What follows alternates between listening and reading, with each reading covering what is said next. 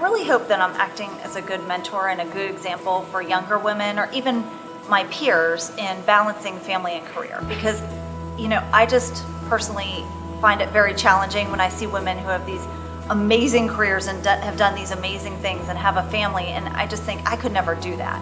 And so I hope that I'm being honest with those around me and with my peers and those who are even younger than me and coming up in the law firm, to explain to them that you can't have it all. You can't be excellent at everything. I mean, it's just not true. Sometimes there's always a give and take, and sometimes you're going to spend more time in your career and sometimes on your family, but you can find a good balance, and you really have to decide what you value and what's most important to you and keep that in front of you at all times. So I hope I'm acting as a good mentor and a good example to women around me and challenging them to grow and serve our community too, and have a family or a career at the same time.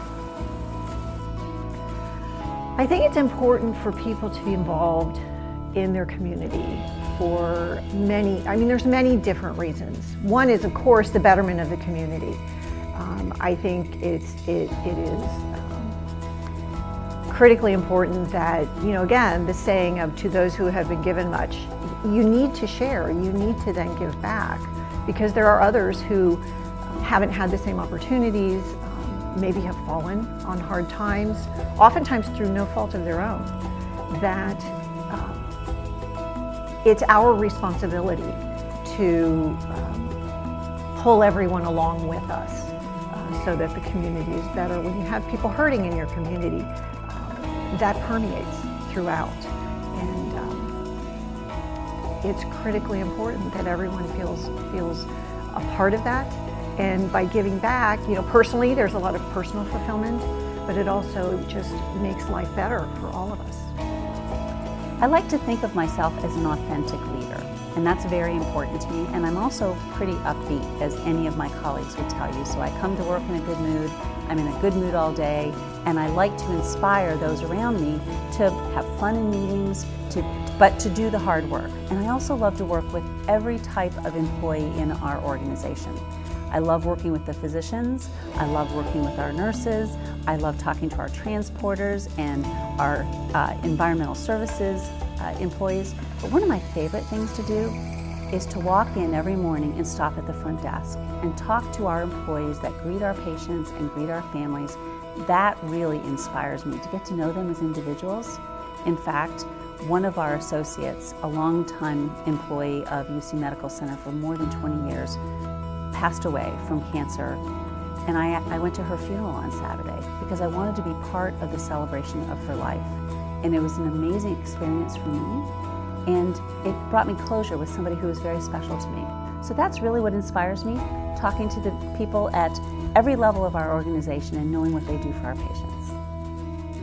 I love it. I think it's diversity and inclusion, a lot of people may feel is easy. It's a challenge though.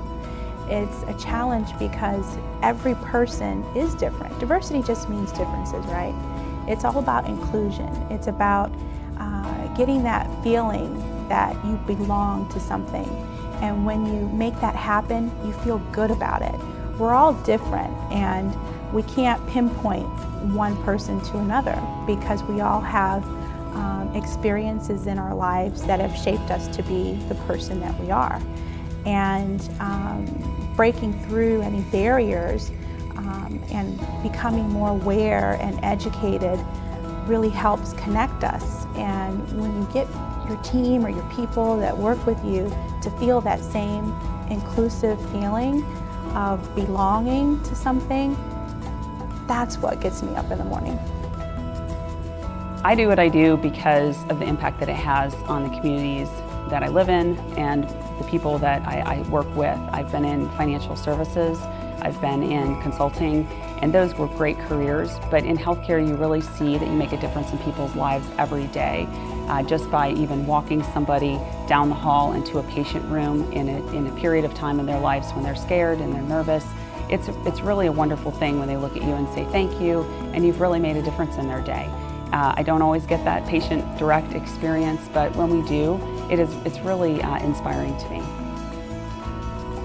Well, what fuels my passion for philanthropy really does go back to the fact that I come from a very modest background. I didn't know anybody who was wealthy when I was a child. And my parents taught me to respect others. And so from that, and then from various experiences I've had through college and in my early career days, then connecting with the Irwin Sweeney Miller Foundation and that family who so inspired me many years ago, it really sparked something in me to want to give my entire life to helping others. And when I go to Belize, I would bring them clothes a lot of people in Belize are living in huts. They don't have any clothes. They might have maybe a shirt or two, a pair of shoes. So when I go to Belize, I would try to bring them clothes and shoes and reading glasses and sunglasses.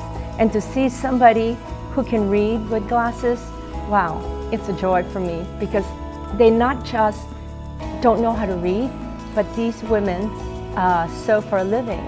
So by putting the glasses on, they can now thread the needle without squinting or anything like that. So to see them with their eyes and their faces just light up, it's just a joy. And for me, that's God working for us.